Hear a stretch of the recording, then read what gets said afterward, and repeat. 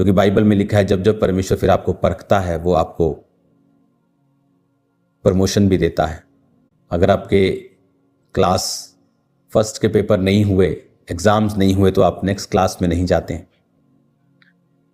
तो कई बार एग्जाम्स परमेश्वर आपके लेता है, वो आपको चेक करता है, क्योंकि वो चाहता है कि आप नेक्स्ट क्लास में जाएं, आपका लेवल जो है वो सेम ना हो।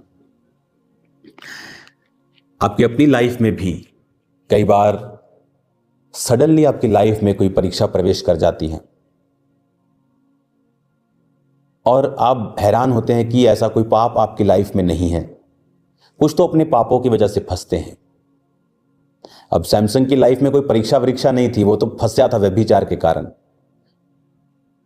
तो सैमसंग यूसुफ की एग्जाम्पल नहीं दे सकता क्योंकि वो व्यभिचार में सच में फंसा था।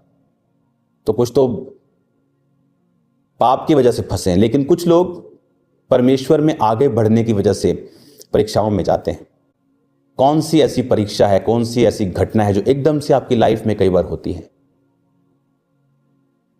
आप देखते हैं कि आपको ये क्या हो रहा है, ये मेरी लाइफ में ऐसा क्यों हो रहा है और मेरे साथ ही ऐसा क्यों हो रहा है? क्योंकि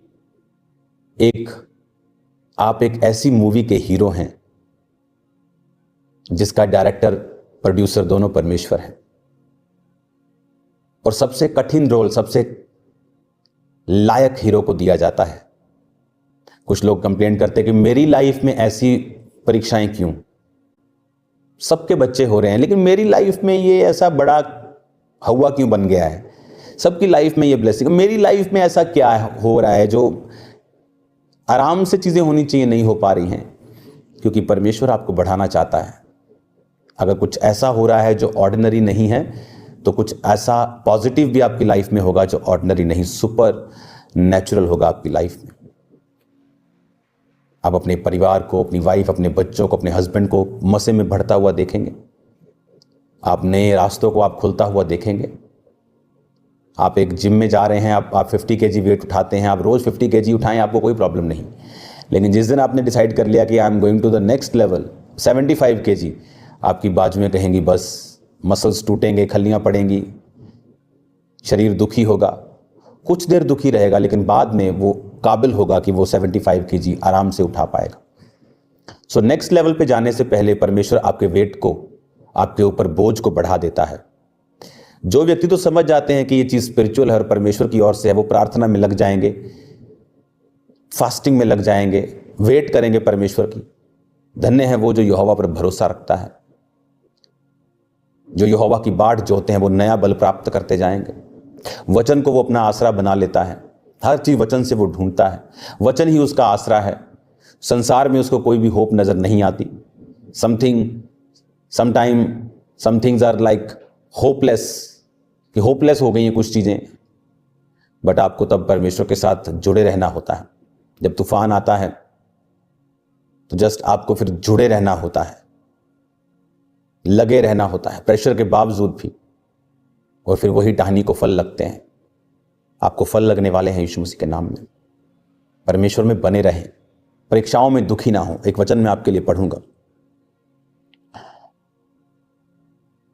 नीति वचन 3 उसकी 17 आयत में लिखा, उसके मार्ग आनंददायक हैं, उसके सब मार्ग कुशल के हैं।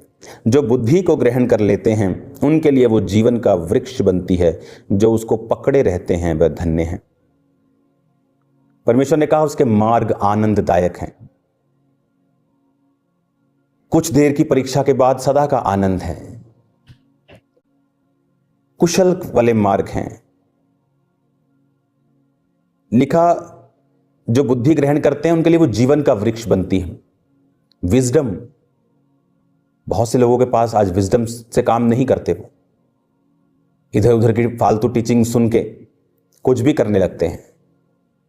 कोई टाइट देना बंद कर देता है, कोई प्रेयर करना बंद। परमेश्वर तो मेरे दिल में है। आपका बेटा अगर आपके घर में रहता है, आपका बच्चा, आप बोले बेटा बैठ जा, बोले पापा आप तो मेरे दिल में हो, और कभी आपके साथ ना बैठे, वो आपके साथ खाना ना खाए, आपके साथ बात ना करे, आपका रिलेशन कभी उसके साथ स्ट्रांग नहीं हो सकता।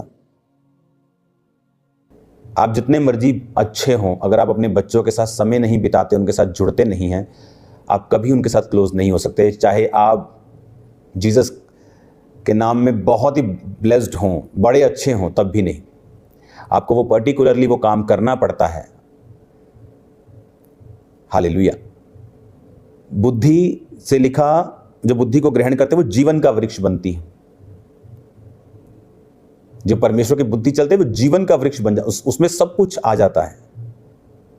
आप प्रभु के साथ समय नहीं बिताते, दूर से उसको हेलो हाय कर लेते हो कि आपने सुन लिया था जीसस तो दिल में होना चाहिए, आप सफर करते हैं। एक व्यक्ति को जिसको टाइथ की वैल्यू मालूम है, बोने की वैल्यू मालूम है, जब वो उस कामों में लगातार करता है, उसको पता है रिजल्ट आएगा। मेरी लाइफ में बहुत रिजल्ट आए हैं। आप कुछ प्रार्थना का उत्तर मेरी लाइफ में 10 साल बाद आया, लेकिन इसका मतलब ये नहीं कि वो प्रार्थना का उत्तर नहीं दे रहा था प्रभु, वो लिख रहा था। वो कईयों की लाइफ में आप भले काम करते हैं, उनका असर आपको देर बाद आता है, लेकिन वो आता है। इसलिए इंकरेज्ड रहें, उत्साहित रहें, निराश ना हो, दुखी ना हो, क्योंकि बिग रिजल्ट उन लोगों के लिए है। आप परमेश्वर में बने रहेंगे, खड़े रहेंगे, आप सेम नहीं रहेंगे। लिखा, बुद्धि को जो ग्रहण करते हैं वो जीवन का वृक्ष बनती है, जो उसको पकड़े रहते हैं वह धन्य हैं। बुद्धि को पकड़े रहना मतलब, मैंने एक वचन सुना, उसको मैंने पकड़ा कि ये बुद्धि है, बोना बुद्धि है, प्रार्थना बुद्धि है, पकड़े रहते हैं तो वो धन्य हैं। अब अगर आप धन्य शब्द को पढ़ेंगे, अगर आप इब्रानी भाषा में इस धन्य शब्द को पढ़ेंगे तो आपको यह समझ आएगा। नीति वचन 3 उसकी 18 आयत में लिखा, and happy is everyone that retaineth her, happy Asher, prosper लिखा, रिलीव, कि जो बुद्धि को पकड़े रहेंगे वो रिलीव हो जाएंगे। कहते हैं ओह, शांति आ गई लाइफ में, इस मुसीबत से प्रभु ने मुझे छुड़ाया, मुझे रिलीफ मिल गया। फाइनेंशियल कंडीशन से प्रभु ने छुड़ाया, मुझे रिलीफ मिला। प्रॉस्पर, ब्लेस्ड, प्रॉस्पेरिटी कहता आएगी अगर बुद्धि को पकड़े रहोगे तो। तुम ब्लेस्ड होंगे, तुम धन्य होंगे, हैप्पी होंगे। रिलीफ, जैसे एक औरत जब बच्चा जन्म लेती है उसे रिलीफ मिलता है, उसे लगता है कि दुनिया की सबसे बड़ी काम करके वो रिलीफ उसको फील होता है। परमेश्वर कहता है ऐसा रिलीफ मैं तुम्हें दूंगा अगर तुम बुद्धि को पकड़े रहोगे तो। यहोवा का डर बुद्धि की शुरुआत है। यहोवा का डर आएगा वचन पढ़ने से, अच्छी संगति करने से। आपके आसपास आपके दोस्त, आपकी चर्च यहोवा के भय में चलने वाली होनी चाहिए।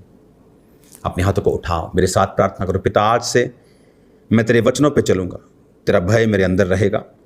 आज से मैं अपना जीवन आपको देकर वायदा करता हूं कि वचनों के मुताबिक मैं चलकर जो तेरी बुद्धि ने कहा है उसे पूरा करूंगा। मुझे आशीषित कर, मैं जीवन के वृक्ष से आशीषों को लेने पाऊं। जितने बीमार हैं वो यीशु के नाम में चंगे हों। सब रोग यीशु के नाम में आपको छोड़ के जाएं और आप आशीषित हों और कभी सेम ना रहें।